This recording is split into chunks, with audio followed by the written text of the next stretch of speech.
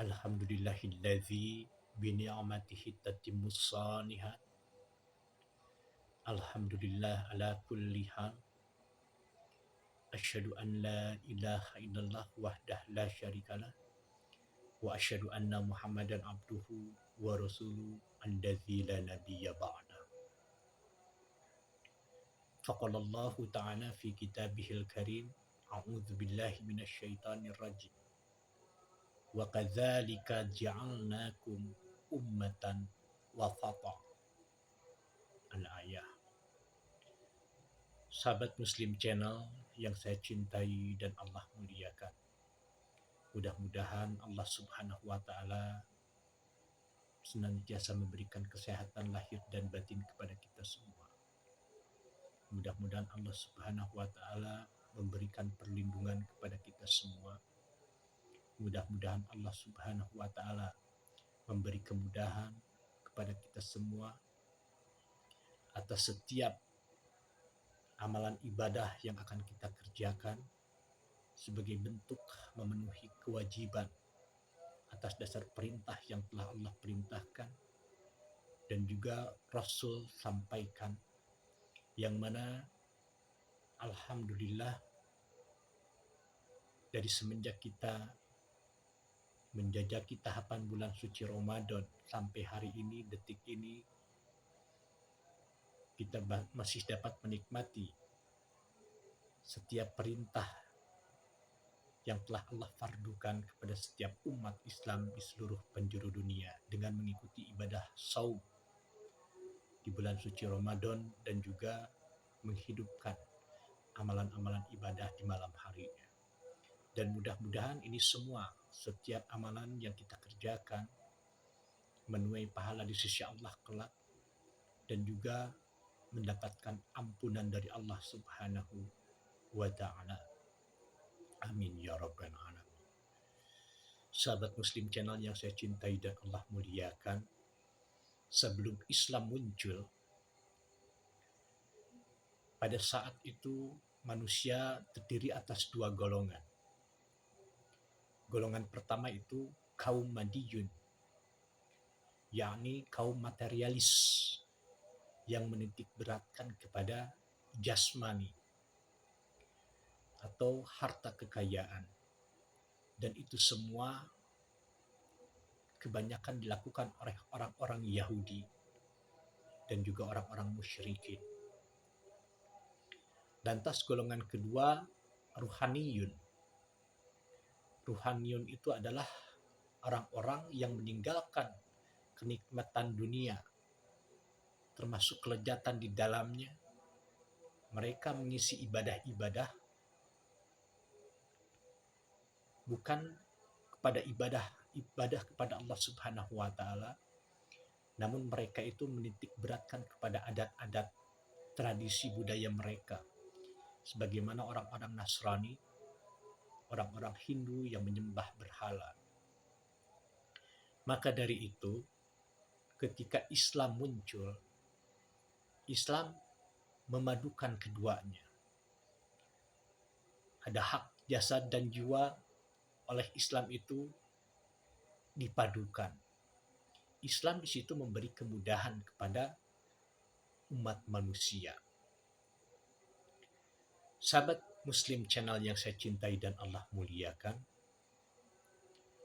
ketika orang-orang atau manusia sebelum kemunculan Islam itu mereka beribadah bukan atas dasar syariat yang telah Allah perintahkan. Maka ketika Rasulullah Sallallahu Alaihi Wasallam diutus untuk menyampaikan wahyu kebenaran yang datangnya dari Allah Subhanahu wa taala, maka secara perlahan umat manusia pada saat itu mengikutinya. Sedikit demi sedikit, lama-lama alhamdulillah Islam pun telah meradang ke seluruh penjuru dunia. Tidak terkecuali mereka, orang-orang yang bersifat materialis, itu mereka pun tidak sedikit berbondong-bondong masuk kepada ajaran Islam yang dibawakan oleh Nabi Muhammad Sallallahu Alaihi Wasallam, dan juga tidak sedikit orang-orang Nasrani yang dulunya beribadah bukan atas dasar syariat dari Allah, mereka pun sama berbondong-bondong kepada ajaran Nabi Muhammad Sallallahu Alaihi Wasallam. Sebagaimana di dalam surat Al-Baqarah ayat 143, dan demikianlah Allah Subhanahu wa Ta'ala menjadikan kalian itu Muhammad sebagai orang-orang pilihan untuk menunjuki kepada jalan al-haq, jalan kebenaran, yang mana jalan tersebut tidak ada simpang siurnya, tidak ada kebatilan di dalamnya. Maka Rasulullah Sallallahu Alaihi Wasallam pun diutus oleh Allah Subhanahu Wa Taala untuk menyebarluaskan setiap wahyu yang telah Allah berikan kepadanya, yang telah Allah turunkan kepadanya.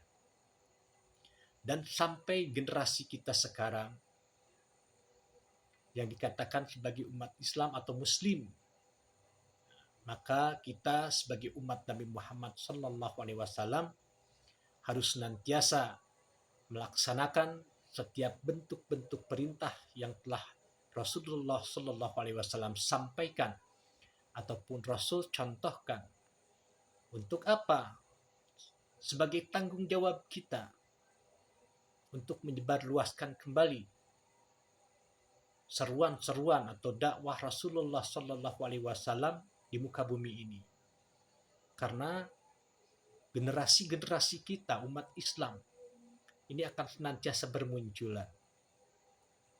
Maka saya paling nikmat nih, paling enak ketika menjabarkan ayat tersebut sebagai manusia yang memang telah diberi petunjuk atau hidayah oleh Allah Subhanahu wa Ta'ala, yang memiliki akal dan juga pikiran untuk memahami dinullah di dalam syariat Islam itu sendiri.